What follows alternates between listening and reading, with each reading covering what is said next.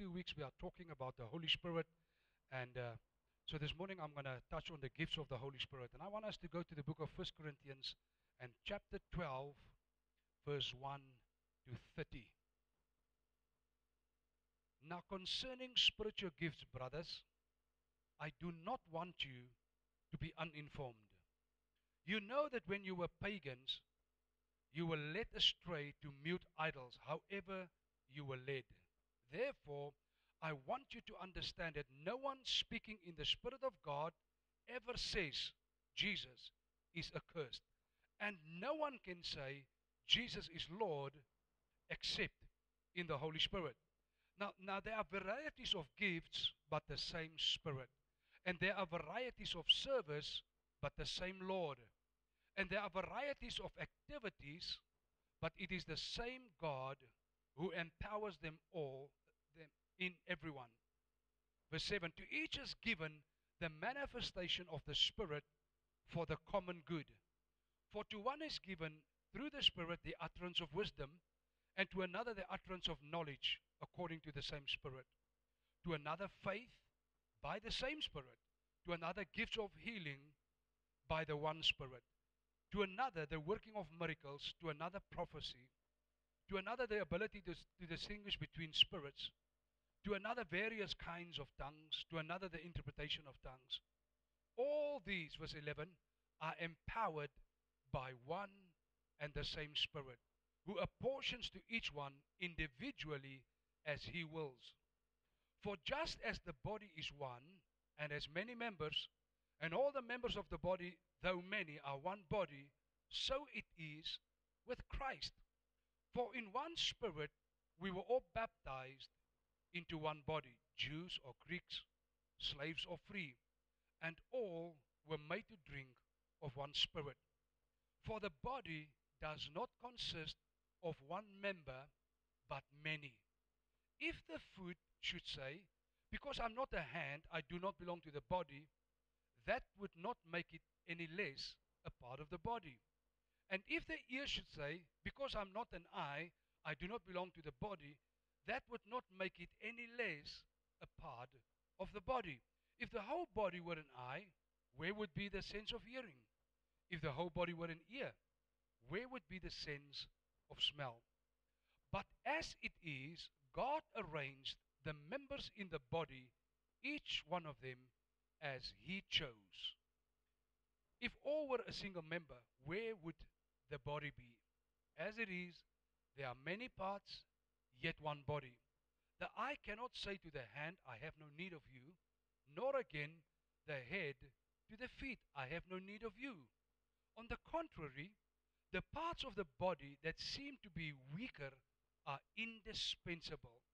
And on those parts of the body that we think less honorable, we bestow the greater honor.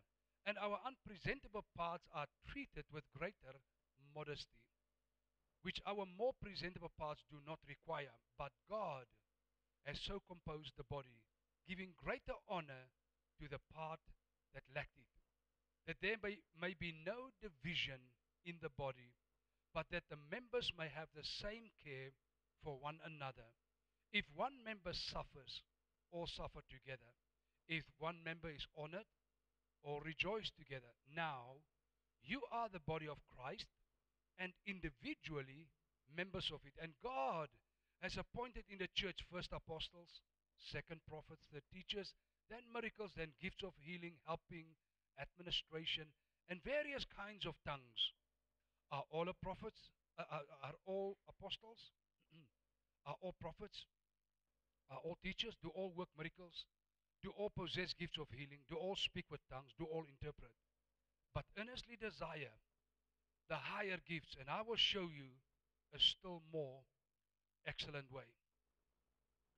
Now, let us look at what the Bible have to say on spiritual gifts. In verse 1, you should not be uninformed. I want you to raise your hand and say, God does not want me. I can't hear you, church. Say, God does not want me. This side I can't hear you. God does not want me to be uninformed. Now, it seems like many people, many Christians are uninformed. And the Bible warns us, I don't want you to be uninformed when it comes to spiritual gifts. But like I say, in many churches where the Holy Spirit is working and it seems like the people are still uninformed when it comes to the gifts of the Holy Spirit. And so God does not want you to be uninformed. The truth is, God does not want only the person behind the pulpit to know what's going on. God wants everyone to know exactly how the spiritual gifts are working, what they are, and how to use them. Amen? Verse 4. Different gifts, but the same Spirit. Different gifts, different functionings, different roles, different workings, different manifestations, but the same Spirit. Because some people think that they have this kind of a special, like a special, and they make it sound like they have something more special than us, and so all of us we must bow because the person has something special. If it's special, it's for all of us, and it is special, and it's for all of us. It's not just for the person behind the pulpit. Amen? If any person behind the pulpit claim that they have some kind of a special thing, just stand up and say, I also have that thing. And then you see what happens. They will grab you and throw you out. Yes. Yes. I have been to some of these places where the person behind the pulpit make people believe they have something so special. And then they put a nice title on that special thing.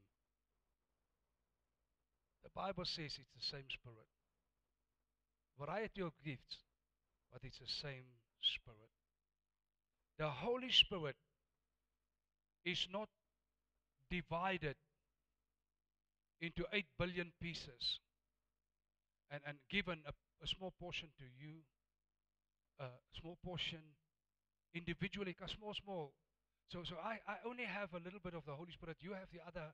No. The Holy Spirit is not divided. Jesus said, I'm not going to leave you as an orphan. I'm going to go. And my Father's going to pour out the Spirit on you. Not part of the Spirit, the pinky. You have the big toe and I only have the pinky. Hey, it's not like that. So no one can claim and frame, I have this something special that others don't have. It does not exist. The problem is people are uninformed. And when they are uninformed, the person behind the pulpit with that special thing can give a special name, a special title, and people say, wow, this is the great man of God.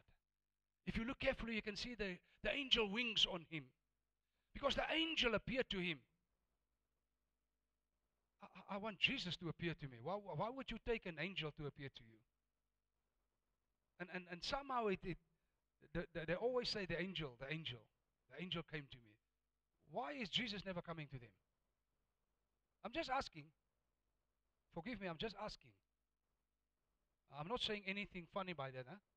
But be cautious when people start to claim they have this something special from God and no one else has it. Be cautious. The Bible says it is different gifts but the same Spirit. Verse 7, to each one gifts were given. Say, I have received gifts. The Bible does not say to some of them gifts have been given.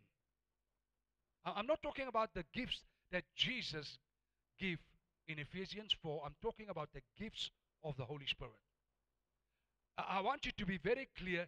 You have received gifts. Not one, gifts. Gifts. He says, for what? Why did God give us gifts? Read it. It's written there. For why? For the common good. What does common good mean? Common good means my gifts that I received is for you. It's not for me.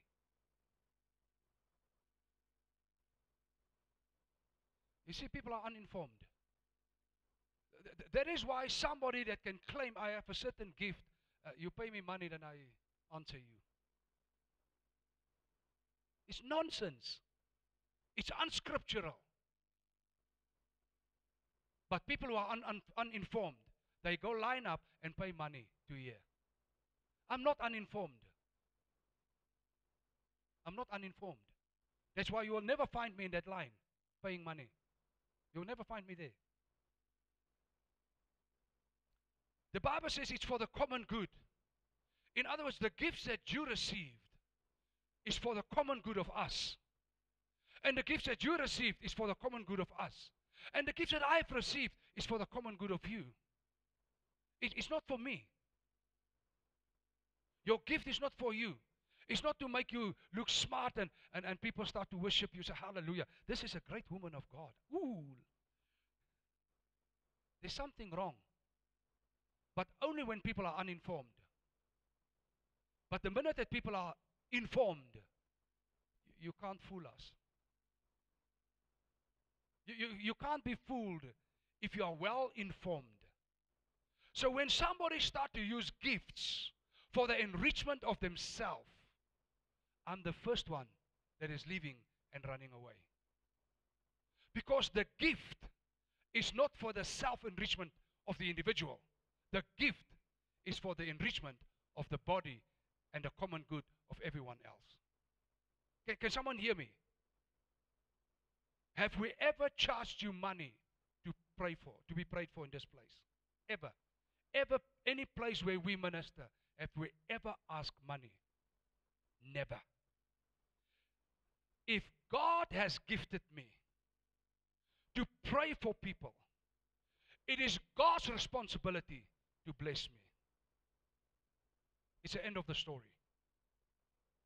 And my wife and I, we are content with what God blesses us with. Listen, there are men of God that are beyond in their blessing that God has bestowed on their lives.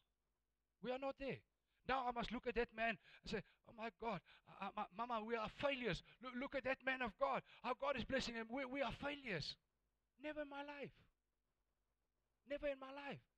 God, who have called me, is the one that must take care of me. Amen. Now I'm starting to charge people money because I also want to have an aeroplane. No. If God have decided that I must have an aeroplane for our ministry, He will give me the aeroplane. It's coming. And if He decided, Benny Miller, you don't need the aeroplane, I'm not going to get one. And I'm fine with that. I would like to fly, but I'm fine with that. Because flying is better than driving, huh? Amen? It is for the common good. Say, my gift. I can't hear you. My gift is for the common good of others. Praise God. Now, verse 8 to 10 speaks about the different gifts. And the first one is the word of wisdom. Now, this gift allows a person to apply spiritual knowledge to practical situations, making wise decisions in difficult circumstances. When you have the gift of wisdom, and it's amazing that the Bible encourages us to ask God for wisdom. God wants you to have wisdom. Because God knows there are certain times when we are being challenged with certain difficulties and hardships, and it's only divine wisdom that can help you make the right decision, how to manage and how to navigate through the situation. Amen? So and listen, and it's free. He just says, ask me, I will give it to you. But when you see so many Christians making something that really amazes me is when people come to my office to ask for advice. Listen, I'm not sucking things from the thumb. I'm listening to you, and I'm crying in my heart, God, give me the wisdom to give the right advice. I'm not saying, Mocha troche, today is yellow. I'm going to answer you in perspective of yellow. Never in my life. So I'm waiting on God, and when God gives the wisdom, and I advise the person on that wisdom, I said, if I would be in your footsteps, I think this is more or less what I would have done. They go out and they do what they wanted to do from the beginning. I said, my God. And then there's a problem. And there's another problem. And there's a failure. And they bump their head. I said, my Lord, I gave them your advice. I gave them your wisdom. Why would they go out and still follow their own foolishness? Amen? Okay, the next one was the word of knowledge. This gift provides understanding and insights into specific areas of knowledge, which were unknown to the mind of the recipient, enabling the recipient to communicate effectively about those things or topics. So sometimes when that gift flow in my personal life, I would start to say, but there's a person, you have a pain here, who are you? I didn't know, but it's knowledge that I received by the Holy Spirit, and I can call it out. Sometimes how the gift also functions is when you are busy praying, and God will tell you something about someone that you have never known. Or God can show you certain things, and you can pray for those things. That is knowledge, the gift of knowledge. Amen? So it is things that are being revealed to us that we have not known about situations or people or things like that. The next one is the gift of faith. This gift empowers individuals with a strong belief in God and His promises, enabling them to perform acts of faith even when facing challenging situations. So the gift of faith is not the normal faith that all of us have. The Bible says that God has given to each one of us the measure of faith, not the gift of faith. The measure of faith.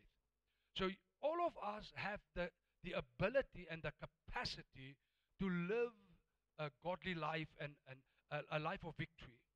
But there are certain times that you really need, if I can say that, God kind of faith, where you really know if this thing, everything is telling you, you can pray, but nothing's going to happen here. And all of a sudden, it's like, there's something happen inside of you, like an explosion. And all of a sudden, you are so overwhelmed and overpowered with faith. And you know, I'm just going to point my finger, and it's done. And when you point your finger, things happen. That is the gift of faith. Are we still together? So it's not the normal, ordinary faith that all of us have and should have. It's not the ordinary faith that we can increase our faith and edify ourselves when we speak in tongues. And when we hear the word of God, faith grows. It's not that faith. It is the gift of faith. Amen? Then we find the gifts of healing. Now again, gifts of healing is not the anointing that Mark 16 speaks about. Mark 16 says, everybody that believe and has faith and be baptized, these signs will follow them. They will lay hands on the sick and they will recover. It's not that one. This one is an endowment. You know, if a person has HIV and you touch the person is healed. That's a gift of healing. Not all of us can do that. I mean, you can pray for that HIV and rebuke the devil. But the person who has the gift, just say out, and the thing is out. You see the difference? Can you see the difference? So that is the gifts of healing. So it is, you can have many various gifts of various kinds of healings that you can perform very easily. And you can find people say, I can do this. This one is my kind of thing, this one. But now when they, you also need the gift of faith if you want to raise the dead. Your own faith might not reach there. Amen. But sometimes especially when I'm among other men of God, and people would come for prayers, I would ask them, who of you have the gift to do this? Because sometimes people have the gift in a specific healing field. And then we start to pray now. And the person is actually standing there and his heart is burning to say, well, let me just show them. You just do this and it's done. And we are praying now in Jesus' name. In Jesus' name. And eventually we will have results. But the person with a gift just walk in and say in Jesus' name and it's done. Can you see the difference? And don't be discouraged. You should pray for the sick. You should lay your hands on them. You should do it. Amen? Because how would you know whether you have the gift if you don't try it? Amen? Yes. Do it. The next one is working of miracles. This gift grants the ability to perform supernatural acts such as raising the dead, making limbs and organs to grow and appear or controlling the elements. So these are people now with a gift of working miracles. A person does not have an eye, and the man lays his hands on and say, "I be in Jesus' name," and the eye start to grow out, and the person can see. It's those kind of miracles. So it's no longer just a healing. It is the person does not have he's been born like this, and when the man of God or the woman of God said, "Straighten up in Jesus' name," the person is straight. That is the gift of miracles. That's the gift of miracles. Amen. But praying for them ordinarily with our faith, we can do that. We can do that. And so sometimes if you persist and keep praying maybe 1 or 2 or 3 hours for that individual, it will straighten up. But the person with the gift of miracles, it's like, it's so easy for them. It's like more difficult or hard for some of us who don't have those gifts. But it's not that it is beyond us. No, God allow you to do it. But it is just, the gifts are for the common good, for the acceleration, the moving quicker of the body of Christ. I thought somebody's going to say amen. Yes, yes. So don't be uninformed. So I'm not uninformed. Today I get information in Jesus' name. The next gift is prophecy. Now I want to tell you, there's a difference between the gift that Jesus gives in Ephesians 4 when he says to some prophets. A prophet is someone else than someone with a gift of prophecy. Okay. Don't think that every person that can prophesy is a prophet. I want to help you. As a matter of fact, God wants all of us to prophesy. And if you're going to open your heart in this house, this is an apostolic prophetic house, you will start to prophesy. But no one is going to call you a prophet, because that's not who you are. But you have a gift to prophesy. Are we together?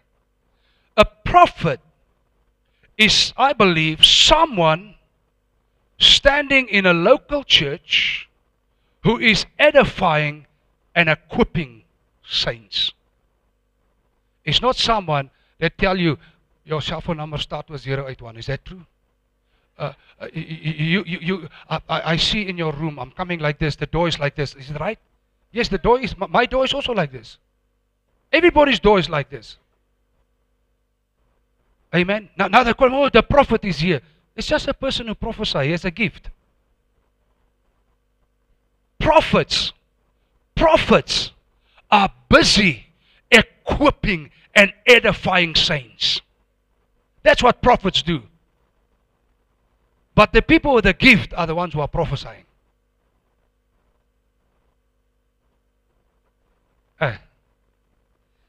Lord, let us not be uninformed, please, from today onwards, in Jesus' name. Okay. That is why when a real prophet sometimes operates, people don't even know the man is a prophet or the woman is a prophet. Because the person is not prophesying. Jesus, do you think he was a prophet? Who think Jesus was a prophet? Okay, all the Muslims, they believe Jesus was a prophet. But all the Christians are supposed to believe he was a prophet. Because Moses said, God will raise up a prophet like me to you. So Jesus was a prophet. How many did he prophesy?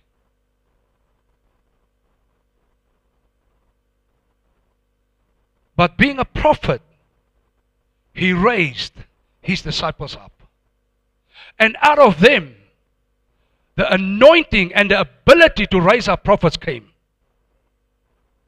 Yes. Yes. Of course, Jesus prophesied. I'm not going to go into that. But he was not just prophesying. He was equipping his disciples. That is the main work of a prophet.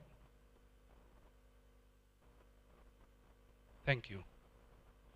Prophecy, this gift involves receiving messages from God for the purpose of instruction, exhortation, or comfort.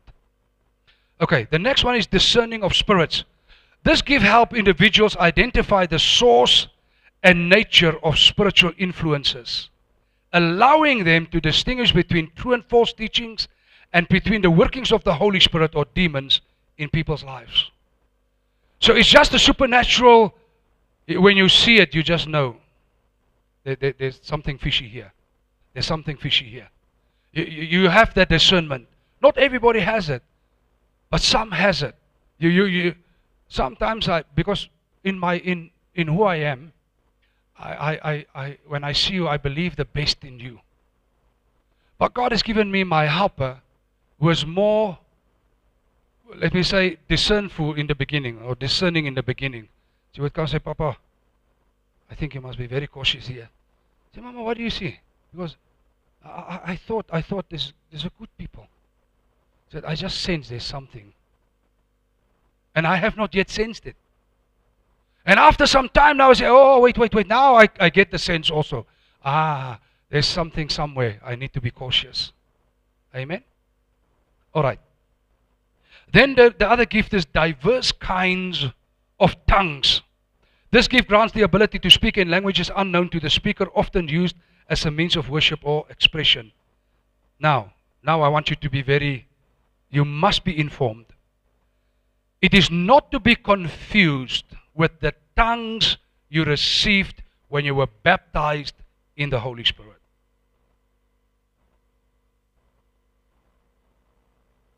Because some people say, I don't have the gift, I don't speak in tongues. So then you are not baptized in the Holy Spirit. Because the sign and the proof that you have been baptized in the Holy Spirit, is the speaking in tongues. But the gift of tongues.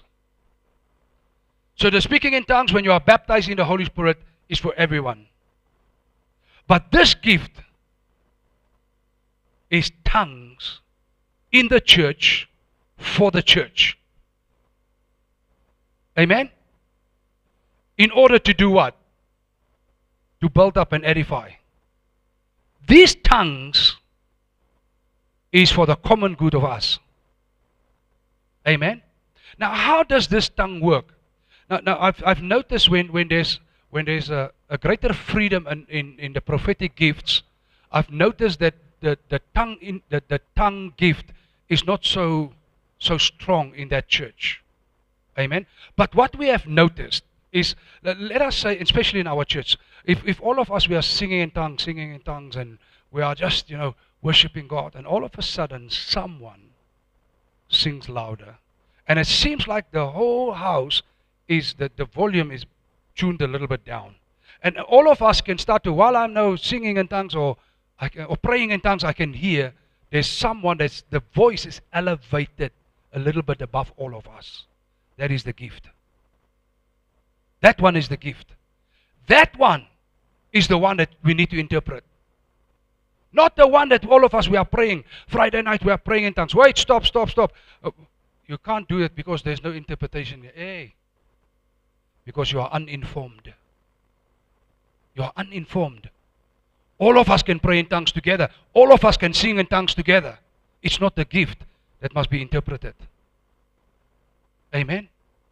So you will know When we are busy and a person start to, all of us, we will know that is the gift. We need to interpret that now for the edification and the building of the body. Because the Bible says if a person now speaks in tongues and nobody interprets or reveals it, how can we say amen? How can we say hallelujah, I receive? If we don't know what the person is speaking.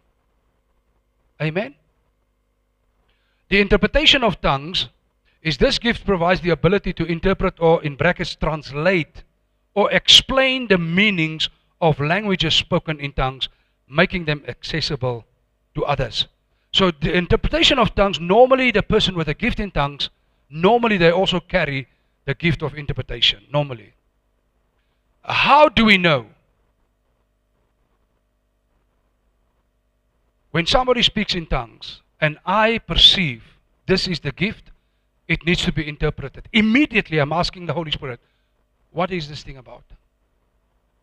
And the Holy Spirit can tell me it's about, the Holy Spirit might not tell me everything, but he might say it's a encouragement on love. So okay, I know now what the message should be.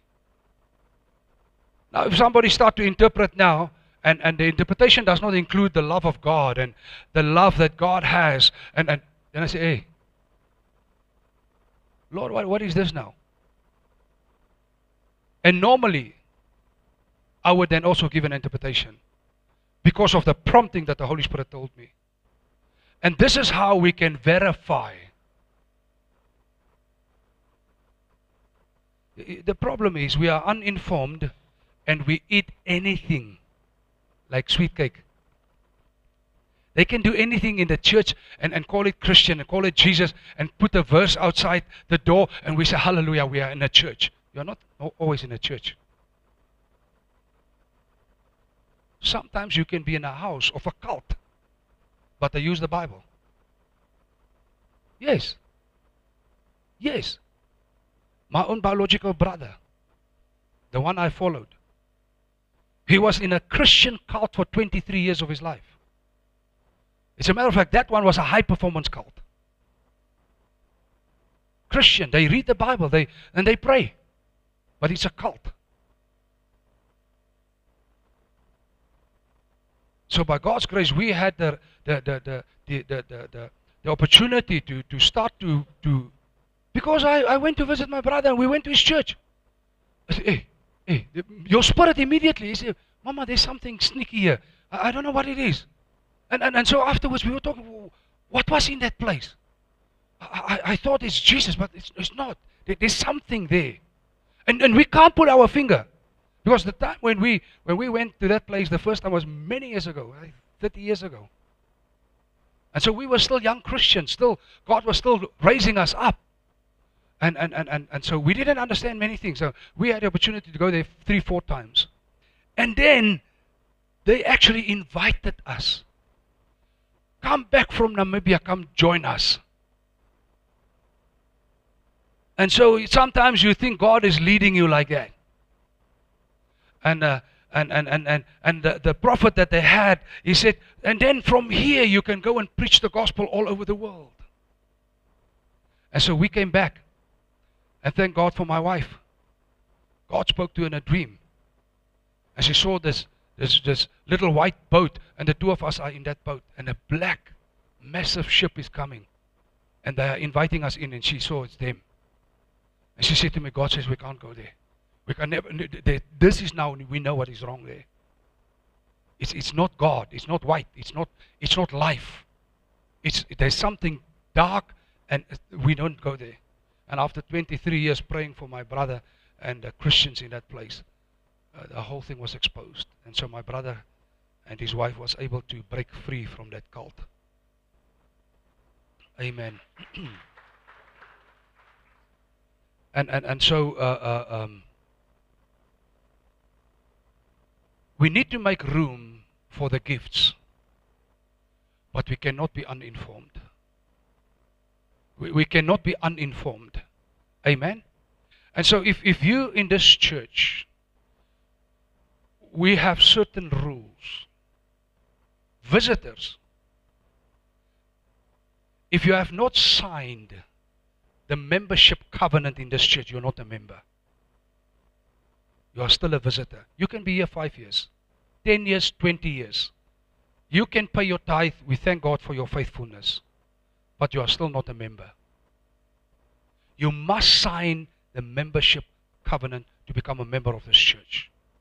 Members have different privileges above visitors. Amen? Hello? Can if I come to your house and I visit, I can just do what everybody in your house do? No. No. It's the same in this church. And so if you have a prophecy or you have a tongue that you want to, the gift, you need to come to us and present it first. I'm not going to give you a mic. I want to help you. I will first hear what you have to say to the church, because I've seen how people jump up with a mic, pray in tongues, and curse the church with the interpretation. We have been in a church like it. Every week the person would stand up and pray and give tongues. And one specific day, the person started cursing the church. And the pastor behind the pulpit would go like this.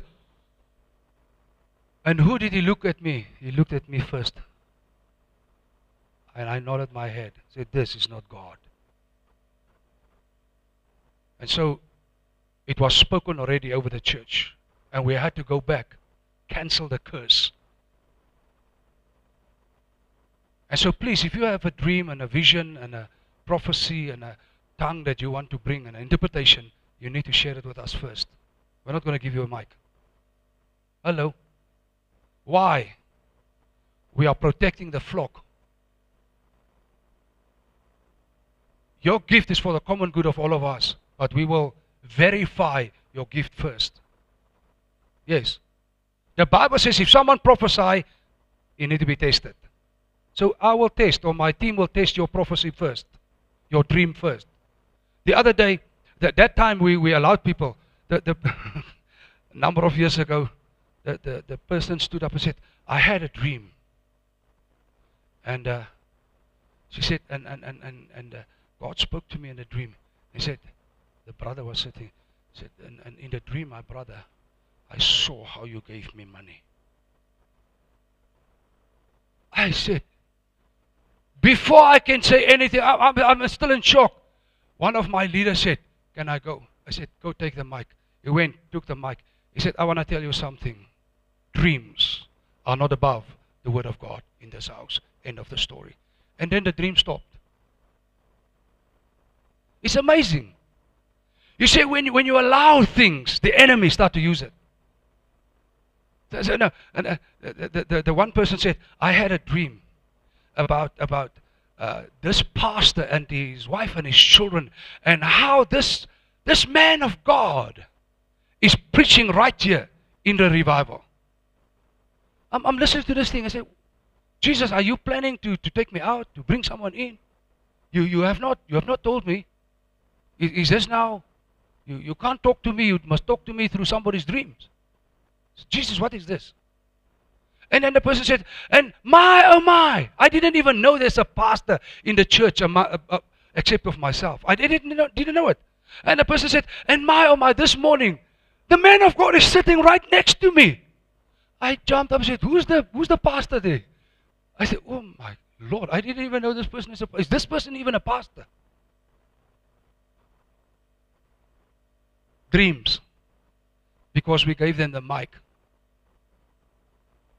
Then we decided, no, it's not going to work like that. We need to protect people. So when you have a dream and a vision and a word from God, we want to hear and we want to take it.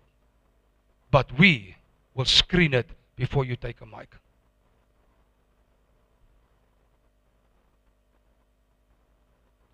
I thought somebody's going to say, thank you, Pastor, you are protecting us. In some of these churches, it's wild. 10 people come with dreams. They've been dreaming this and that and the other, and they're just talking about dreams. Okay? And visions. Verse 11, all gifts are empowered by the Holy Spirit. It's very important not to be uninformed. how small or insignificant the gift I have might look in the eyes of other people. The same Holy Spirit who have given your great gift has given me my gift. It's the same Holy Spirit. It's not because you are smarter or no. It's because He has chosen in His master plan. The day when He wonderfully and fearfully made us in the mother's womb, He have designed me for this. And I'm happy with that. I'm fine with that. Because He uses me as He uses you. Maybe my gift is not always in the church. Maybe my gift is outside the church where nobody sees it. And I'm coming to the pastor and say, Pastor, I just want to tell you, this week I encourage that person with a gift of mercy and the gift of exhortation. And we can never see those gifts in the church, except sometimes in my office. Sometimes in the church, but they are not so public. But where are they working and functioning? Outside. Your colleagues, your friends, people in the street. Those gifts are fun, and we don't know that. Because you never come and tell us. So we don't know. We can't celebrate it. Amen. But when somebody prophesies, oh, there's the great prophet again. Hallelujah. Jesus, I don't want this gift of exhortation. I want something for the church. People need to see me also. My wings must be in the church. People need to see me. I'm also a prophet. No. No. All gifts are empowered by the Holy Spirit. And also verse 11, the Holy Spirit gives to individuals according to His own will. It is important for you to understand that. Now, at the end, at the points to ponder, I'm going to ask the question, have you done any spiritual gifts survey? And that's one of the reasons why we encourage you to get enrolled in our discipleship training, which is free of charge. On month 4, you will be coming and you will be filling out 4 spiritual gift surveys. It's a class my wife is teaching. And she will sit down with you. And we take from the 4, we take the 5 top gifts. Then from the 20, we break it down with you and the Holy Spirit until we can show you this is your top 3 gifts. Thank you. But people don't want to be disciples of Jesus. I want to be a prophet. I want to be someone. I want to be an apostle. You don't even know what gift you have. Do you even have an apostolic gift? Do you even have the gift of prophecy to be a prophet? Not the gift to prophesy. I'm talking about Jesus appointed you as a prophet in the church. Amen. So the Holy Spirit, He knows when He looks at His master plan. He knows why He created you. He knows why you are on earth. He has you and I individually, uniquely diverse is in His puzzle for 2025 in Rundu. We are there. And Himself has handpicked the gifts that you need and I need to fulfill the call of God for the common good of everybody. Amen. That is why when he I will come there, let me not jump ahead. We are touching it now. The body of Christ, verse 12 to 26. Verse 12, one body with many members. Verse 13, through the one Holy Spirit, all have been baptized into one body. I want to say something today that you must listen to me very carefully. Stop pointing fingers at other churches and say that church is the church of the Antichrist. That church is... There are saints in that place. Not all of them might be saints, but I'm telling you there are born again people among them. And that is what Paul is trying to say. Stop saying those people are not part of the body of Christ.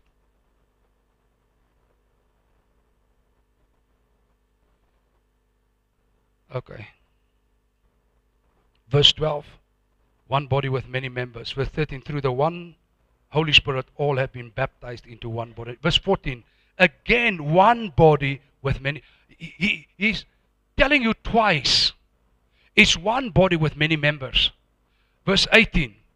God arranged the parts in the body. God sees and knows the bigger picture. It's not like I woke up one day and say, hey, I'm going to start preaching in Rundu. No. It was God's bigger picture. And He took us on a... And the Holy Spirit says, she's your future wife. And so one day I approached her, I said, would you consider someone like me to marry someone like me? And she looked at me, she said, why? I said, no, I'm just, She said, I think so. Someone like you, I think I might be interested in someone like you. Now later on, she said, she asked God, because she grew up in a Pentecostal church. I grew up in another church. So I became a born-again Christian when I was almost 21 years old. She became one from young. So she had the advantage, the privilege. So she's come on. And so she said to the Lord, please don't send me a man, my husband, in one of the 3P category. Number one, I don't want to marry a pastor. Number two, I don't want to marry someone in the police force. And number three, I don't want to marry someone in the permanent forces of the army. So the first miracle, I was number three, the one in the permanent forces. You see, sometimes God is having a lot of humor. And when we started now dating, and I asked the parents for the hand of their daughter to get married to the little beautiful thing. So you need to become the queen in my house. And I told her, I said, I want you to know one thing. God has spoken in my heart, one day I'm going to preach the gospel full time. She said, so I'm going to be married to a pastor. And now I'm also policing my city. So she's married to all three of them. Amen. So sometimes God has humor. So God arranged because God sees the bigger picture. Verse 21, no one can say, I don't need you.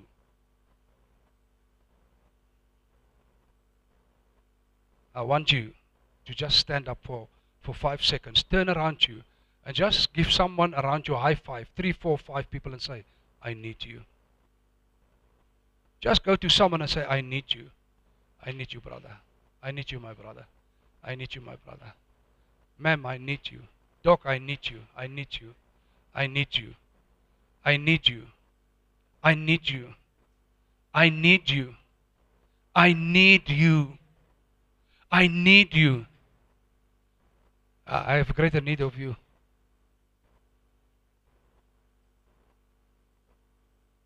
I need you.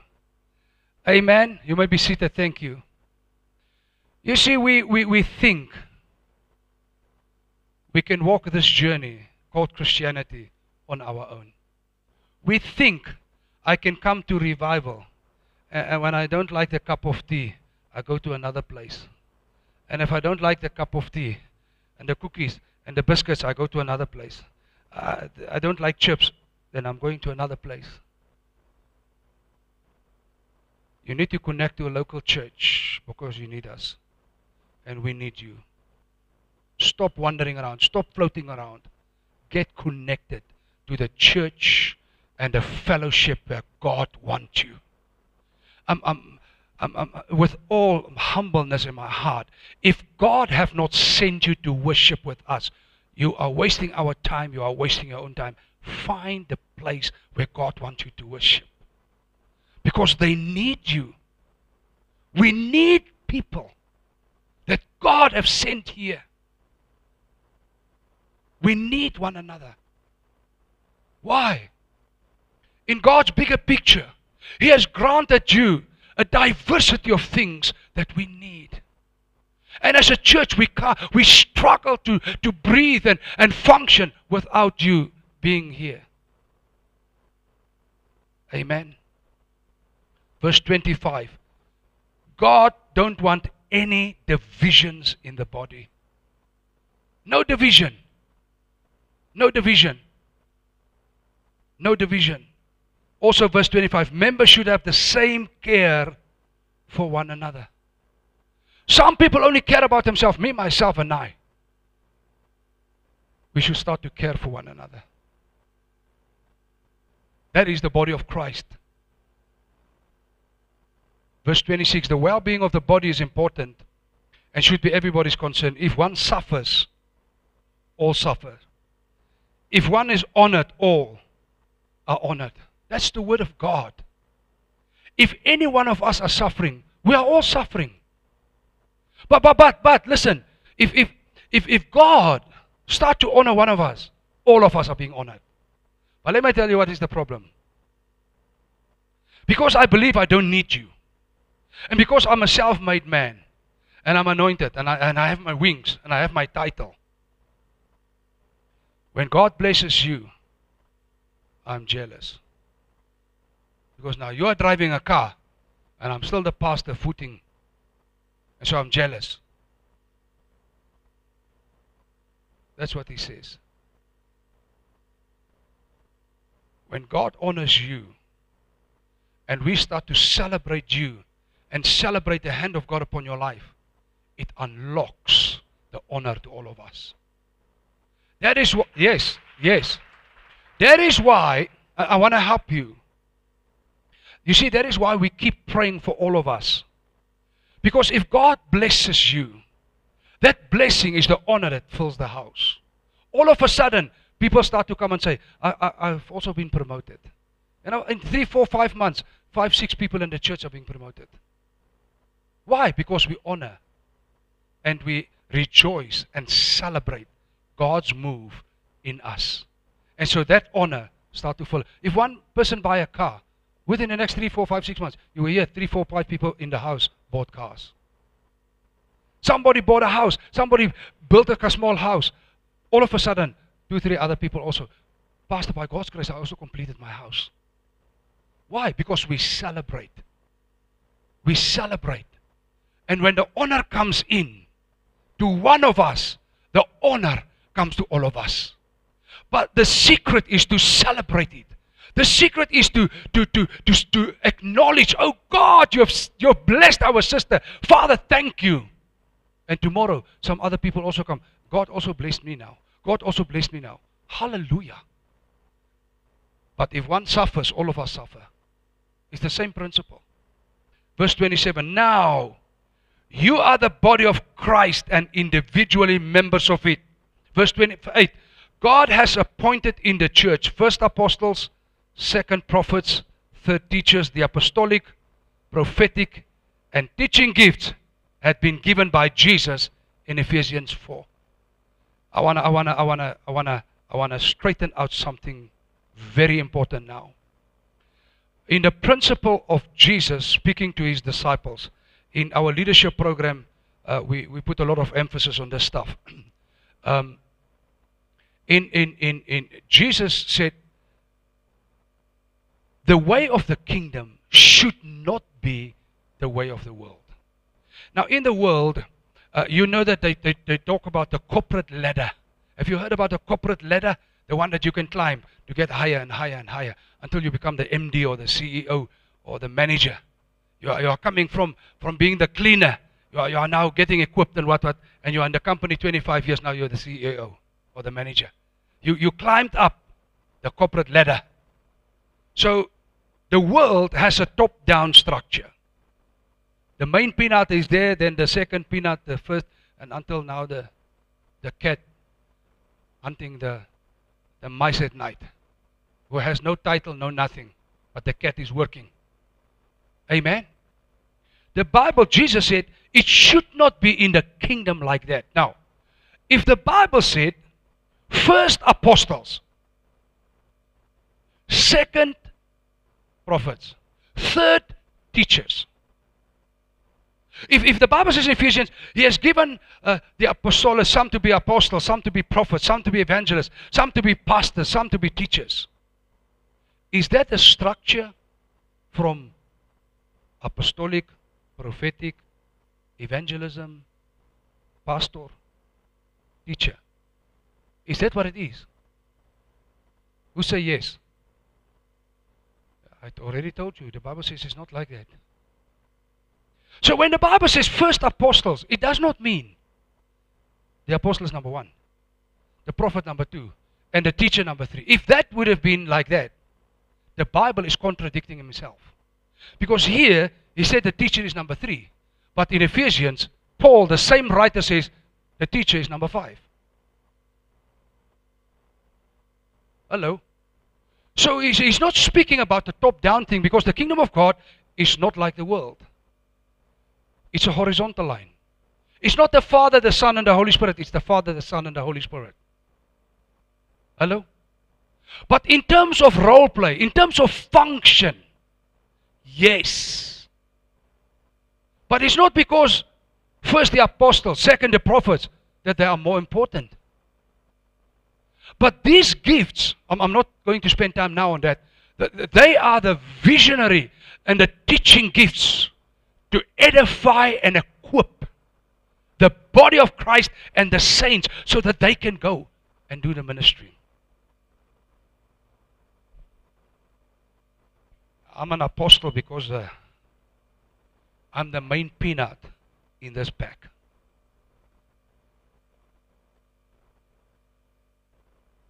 Well, I'm the prophet. Look at my wings. I came from heaven now. And the angel appeared to me. And they are so important. My title is so important. Oh, Jesus. No. It's just a horizontal line. The church cannot be established if the apostolic and the prophetic and the teaching is not there.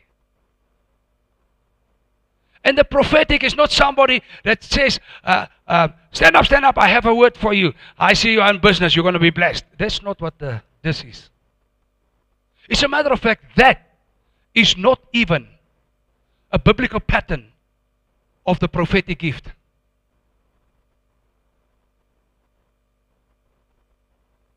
Mama, yay or nay?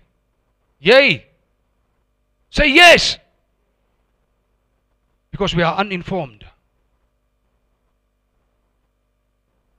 Some of us, we are uninformed. Alright. You equip and edify through and by the word of God. That is why it's the apostolic, the prophetic, and the teachers. You edify and equip people through and by the word of God.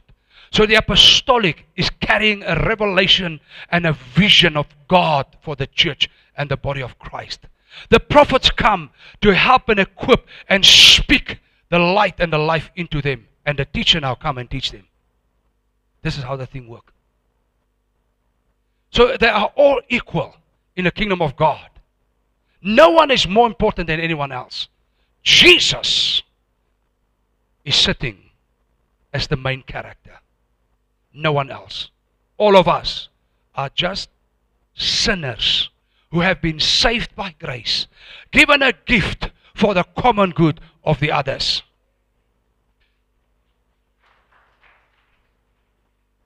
So the gift I'm having is for the common good of you. The gift you are having is for the common good of us. Amen. So it means that the Word of God is the most prominent and important tool in the world and kingdom of God, as well as those who reveals and teach it to others. Telling you your cell phone number, telling you how much money you have in the bank is not important. It's not important. We can line you up, all of you here. We can line you up now, all of you. And my wife and I, we can do it. Zian also with us. We can do it now. Why are we not doing it? Because we are not clowns. We are not in that business. I'm sorry. We are in the business to raise you up, to be a disciple of Christ, to fulfill your ministry and call in life. That's what the church is about. This is what Revival Center is. 500 of them sitting. And when the prophet is walking, everybody's eyes on him. Who's he going to call next? I think he's going to call that auntie. No, he's not calling the auntie, he's calling the other one. Okay. From 9 until 5 in the PM. What is that? What is that? I believe in the prophetic. I believe in the apostolic. But I believe how God intended it to be. One day we had 17 young people here, many of them from America. I was teaching something on the kingdom of God. And so I asked the leader, said, can we speak into their lives? He said, yes, if they want to. I said, who of you would like for us to speak into your life? And all of them said, okay. So we had gospel music there. It was my wife and I and Pastor Joseph. For 17 people, it was 3 hours. 3 hours to prophesy into 17 people. We stood with the one person, the 3 of us, and my wife would say something, and the person said yes. I would continue. Pastor Joseph continues. We go to their families in the US. We tell them what is the problem in the family there. What is the problem there? That is how you minister in the prophetic. Not telling people your blessing is coming. Rashataba, your blessing.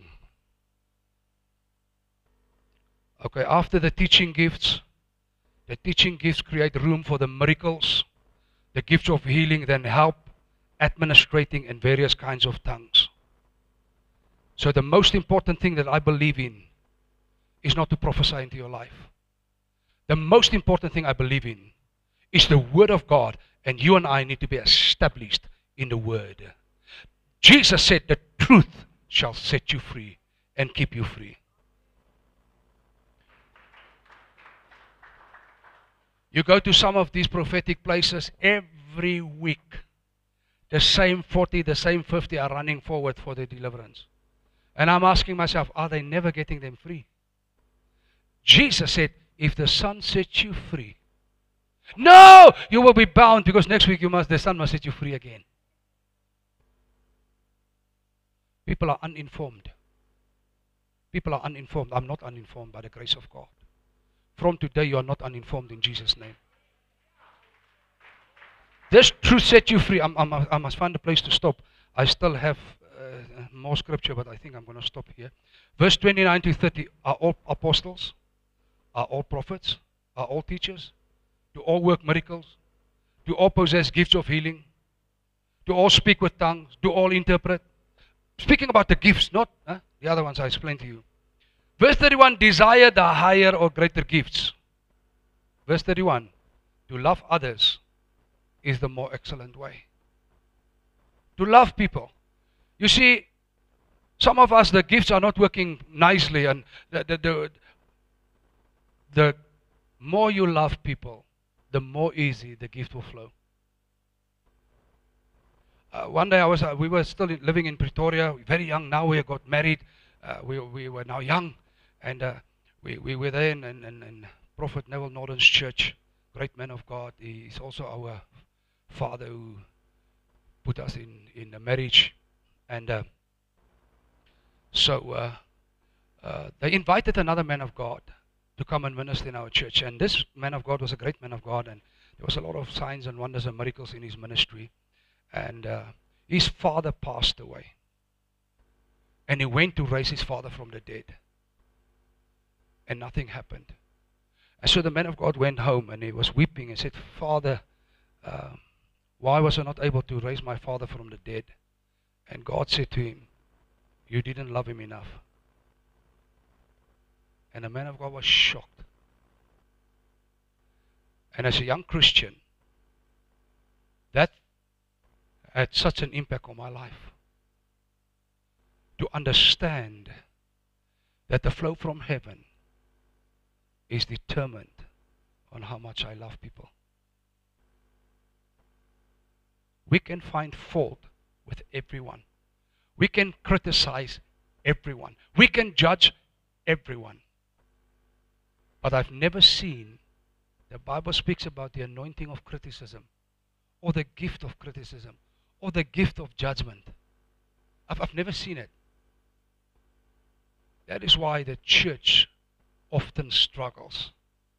I can rather see your mistakes, you can rather see my mistakes, instead of let the love of Christ covers all the wrongs in the house.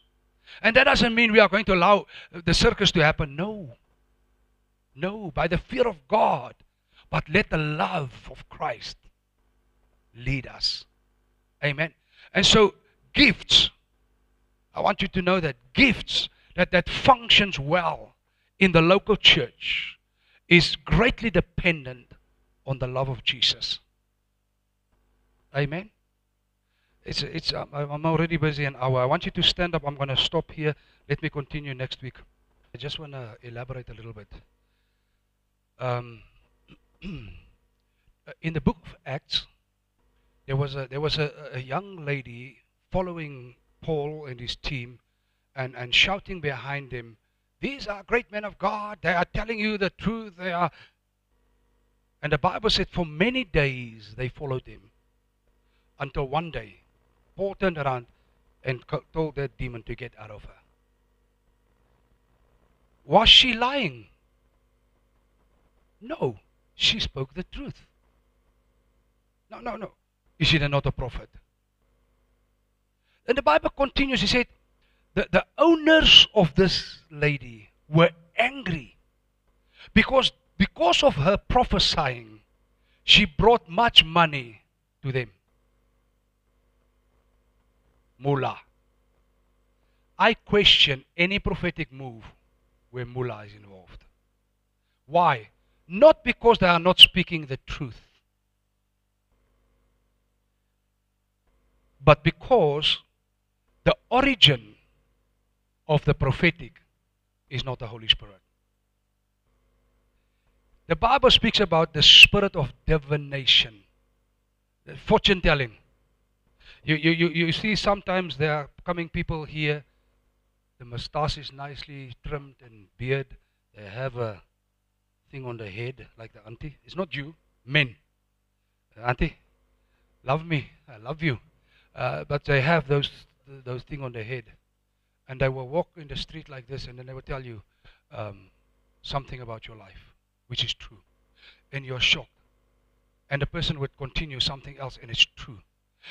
And the person say, I can tell you everything for $200. And then they scramble for the 200, because this is a prophet. It's a spirit of divination. It's not the Holy Spirit.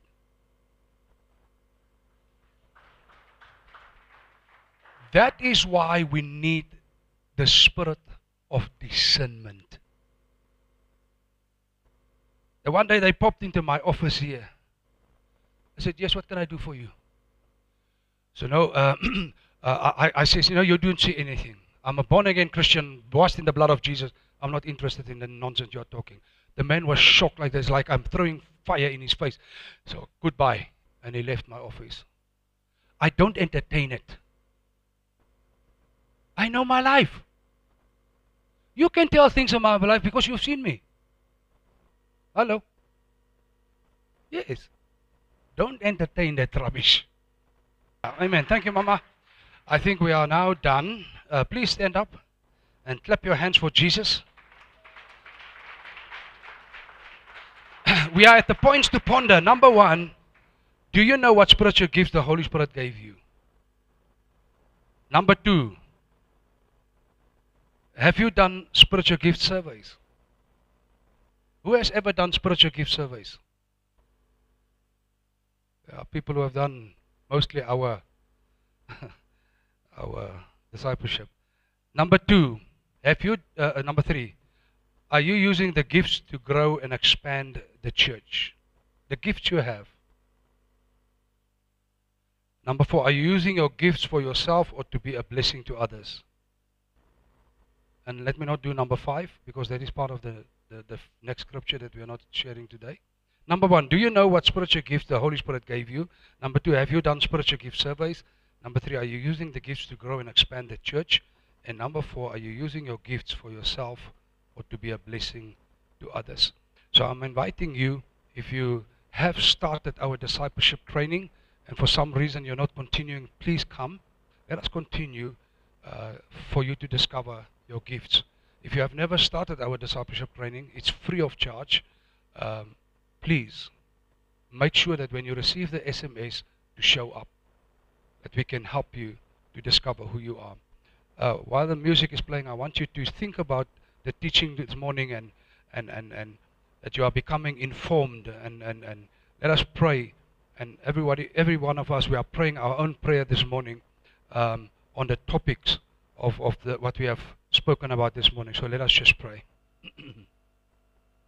Thank you, my Father.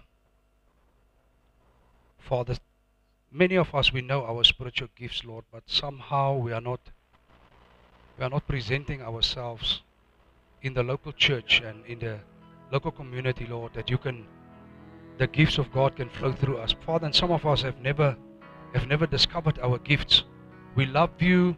We are born again.